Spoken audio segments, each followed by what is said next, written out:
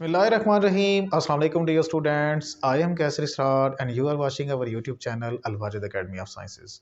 If you are new on our channel then please subscribe our channel and press the bell icon. बिस्मिल्लाहिर्रहमानिर्रहीम। आज का जो हमारा lecture है वो है लेक्चर नंबर 4 और लेक्चर नंबर 4 में हम डिस्कस करने वाले हैं unit of G means capital G का मतलब है ग्रेविटेशनल कांस्टेंट। तो न्यूटन्स के लॉ के अंदर कैपिटल जी जो है उसके यूनिट को हमने फाइंड आउट करना है और यूनिट के अलावा हमने उसकी डायमेंशन को फाइंड आउट करना है। तो चलिए देखते हैं कि ये किस तरह से फाइंड आउट किया जाएगा और इसके यूनिट जो हैं वो हम किस तरह से मालूम करेंगे और फिर उनको बेस यूनिट्स के अंदर किस तरह से कन्वर्ट किया जाएगा।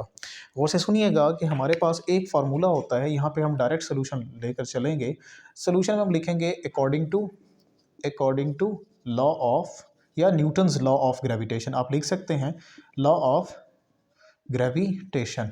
लॉ ऑफ ग्रेविटेशन के मुताबिक F इज इक्वल टू होता है capital G m1 m2 divided by r का स्क्वायर। यहाँ पे जो जी कैपिटल G है तो ये ग्रेविटेशनल कांस्टेंट है जिसकी वैल्यू तो नहीं बल्कि उसके यूनिट को और उसकी डायमेंशन को हमने यहाँ पे फाइंड आउट करना है।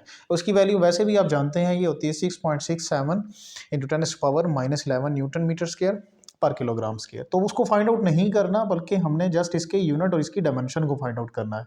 तो यहाँ पे देखिएगा आर स्क्वायर इधर हो रहा है डिवाइड, उधर जाएगा तो एफ के साथ हो जाएगा मल्टीप्लाई। तो हम यहाँ पे कर देंगे मल्टीप्लाई इस इक्वल्स टू मेरा आ जाएगा जी और उसके साथ साथ आ जाएगा m1 और m2। दोनों के दोनों मैसेज हैं, दोनों यहाँ पे क्या कर रहे हैं जी के साथ मल्टीप्लाई, वहाँ पे जाएंगे तो डिवाइड हो जाएंगे। तो हम इसको लिख लेंगे f multiplied by r square divided by नीचे आ जाएगा हमारे पास m1 into m2 is equal to में आ जाएगा कैपिटल G।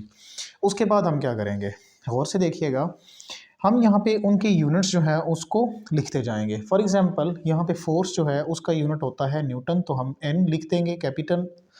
और उसके अलावा यहाँ पे r है, r डिस्टेंस होता है तो हम मीटर लिख देंगे क्योंकि r का स्क्वायर इन्वॉल्व है, इट मीन्स दैट मीटर का स्क्वायर आ जाएगा। बटे में m1 और m2 दोनों के दोनों मैसेज हैं, तो पहले वाला मैस जो है वो भी किलोग्राम में क्योंकि उसका ऐसा यूनिट है, दूसरा भी केजी में आ जाएगा, तो यहाँ पे कैपिटल G बन जाएगा। तो मेरे पास जो यूनिट बना वो बना newton metre square divided by kilogram into kilogram, तो ये बनेगा kilogram whole square is equal to G। तो मैंने यहाँ पे क्या किया है, यहाँ पे मैं इसका यूनिट जो है वो फाइंड आउट कर चुका, मतलब मैंने एक काम तो है वो मुकम्मल कर लिया है। मज़ीद हमने क्या करना है, अब हमने फाइंड करनी है इसकी डायमेंशन। तो मैं इसकी डायमेंशन कैसे फाइंड आउट करूँगा, डायमेंशन को फाइंड करने के लिए मैंने जस्ट क्या करना है, न्यूटन को कन्वर्ट करना है। कैसे कन्वर्ट किया जाएगा, देखिएगा आपने सेकंड लॉ पढ़ा होगा, F इज इक्वल्स टू होता है ma। न्यूटन्स के सेकंड लॉ ऑफ मोशन के मुताबिक F is equals to ma। तो फोर्स का यूनिट होता है न्यूटन। यहाँ पे m जो है ये मैस के बराबर है, इट मीन्स दैट ये तो किलोग्राम में आएगा। और एक्सेलरेशन जो है उसका यूनिट होता है मीटर पर सेकंड का स्क्वायर। तो मैं न्यूटन की जगह पे किलोग्राम मीटर पर सेकंड स्क्वायर यहाँ पे पुट कर सकता हूँ। मैं डायरेक्टली इसकी जगह पे उसकी वैल्यू को पुट करूँगा, इट मीन्स दैट न्यूटन की जगह पे आ जाएगा किलोग्राम मीटर पर सेकंड स्क्वायर। तो मैंने सिर्फ न्यूटन की जगह पे इस वैल्यू को लिखा है, तो बाकी जो वैल्यूज़ हैं वो एज इट इज़ रहेंगी। इट मीन्स दैट इसके साथ मल्टीप्लिकेशन में मीटर का स्क्वायर है और डिवीजन में क्या चीज़ है सर, किलोग्राम का स्क्वायर है, तो वो भी पुट कर देंगे। तो यहाँ पे आ जाएगा kg whole square is equals to capital G। तो यहाँ पे किलोग्राम की एक वैल्यू जो है वो कैंसिल हो जाएगी, इट मीन्स दैट किलोग्राम अगले स्टेप के अंदर ऊपर चला जाएगा और वो बनेगा किलोग्राम इनवर्स।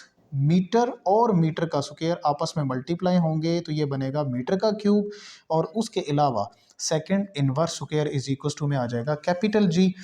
अब आपको एक चीज़ के बारे में पता है और वो क्या होती है हमने यहाँ पे तीन चीज़ें जो है वो कन्वर्ट करनी होती हैं डायमेंशंस के अंदर। कैपिटल M यूज़ होता है मैस के लिए, उसके अलावा कैपिटल L जो है वो यूज़ होता है लेंथ के लिए, और आखिरी चीज़ जो है वो कैपिटल T है जिसको हम इस्तेमाल करते हैं टाइम के लिए। तो हमने इनको तीन बेस क्वांटिटीज़ के अंदर कन्वर्ट कर दिया है, इसलिए हम इन तीनों को चेंज करने के बाद इनकी वैल्यूज़ को लिखते जाएंगे। किलोग्राम मैस होता है, it means that capital M उसकी डायमेंशन आ जाएगी और इसको स्क्वायर ब्रैकेट में हमेशा लिखा जाता है क्योंकि किलोग्राम का इन्वर्स है तो M कैपिटल M का इन्वर्स आ जाएगा। उसके अलावा यहाँ पे m मीटर्स हैं तो लेंथ होगी, तो लेंथ का आ जाएगा क्यूब, और ये सेकंड टाइम को रिप्रेजेंट करता है तो टाइम का इनवर्स स्क्वायर, तो ये आ जाएगी हमारे पास डायमेंशन ऑफ द g। तो ये मैंने डायमेंशन जो है ये फाइंड आउट कर दी है। इस न्यूमेरिकल प्रॉब्लम के अंदर हमने जस्ट ये दो ही चीज़ें फाइंड आउट करनी थी, यानी कैपिटल G जो था उसकी हमने डायमेंशन को फाइंड आउट करना था और उसके अलावा इसके यूनिट को फाइंड आउट करना था। इंशाल्लाह नेक्स्ट लेक्चर्स के अंदर हम और डायमेंशन एनालिसिस से रिलेटेड जो न्यूमेरिकल प्रॉब्लम्स होंगे, जिसमें न्यूमेरिकल नंबर 7 हमारा लाई करता है, उसके अलावा न्यूमेरिकल नंबर 9 जो है वो भी लाई करता है, जिसमें हमने E is equals to m c स्क्र वाली जो वैल्यू है उसको प्रूव करना है कि ये जो हमारी इक्वेशन है ये कंसिस्टेंट होती है डायमेंशनली।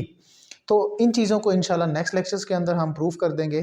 तब तक के लिए हमें दीजिए इजाज़त। अल्लाह हाफिज़।